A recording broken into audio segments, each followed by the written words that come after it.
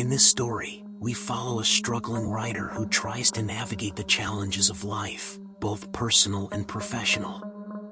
As he faces rejection from a publisher and memories of past trauma, he must find a way to move forward and keep his passion for writing alive. Join us on this journey as we explore the highs and lows of the creative process, the complexities of relationships, and the resilience of the human spirit.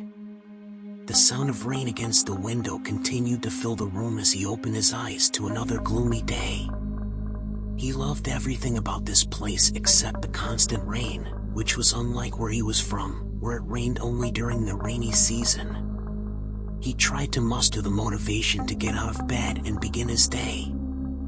However, as he prepared for his day, his eyes were drawn to the wall calendar, and he realized that it was the 29th of October, a date that held significant negative memories for him. It seemed like all the bad things in his life had happened on this date, not necessarily in October, but October 29th was always the worst.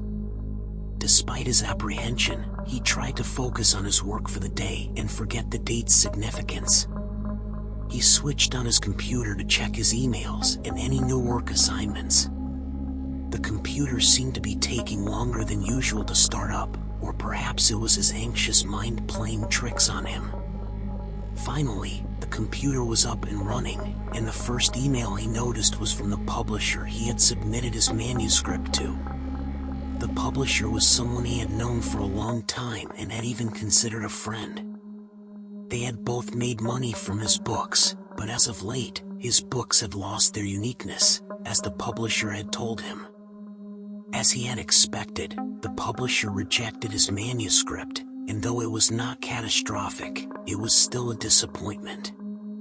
He couldn't help but wonder if the date would live up to its reputation of being unlucky for him. He was reminded of the day he resigned from his job to focus on writing, which happened on March 29th. His wife was also working, so he was confident that they could manage with one salary for some time. However, when he informed her about his decision, her reaction was unexpected and shocked him. They had a heated argument, which was the first time in their 2 years of marriage. She told him that he should not have made a unilateral decision without consulting her. Despite the argument, he assumed that she would accept his decision over time. Although he had paid for it, the flat they lived in was in her name.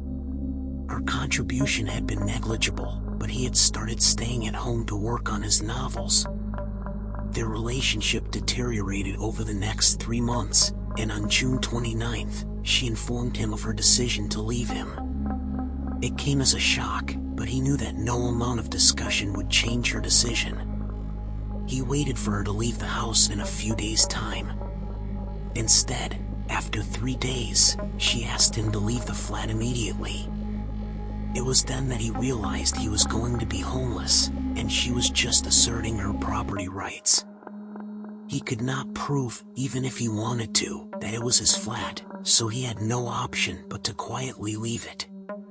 Despite his savings, he struggled to get by.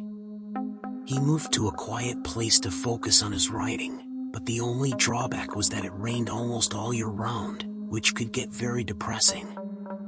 It was 5 years ago that he submitted his manuscript to a publisher, and it was accepted and became popular. Since then, he had published 3 books that were all great commercial successes. However, the curse of October 29th continued to plague him, and he had made a conscious decision to submit his latest book on a different date. Nonetheless, his latest book, like the previous 2, met the same fate, and the publisher refused to publish it. He had no choice but to use emotional blackmail with the publisher, and one of his books was published, but it did not sell well. In the meantime, he continued to receive royalties from his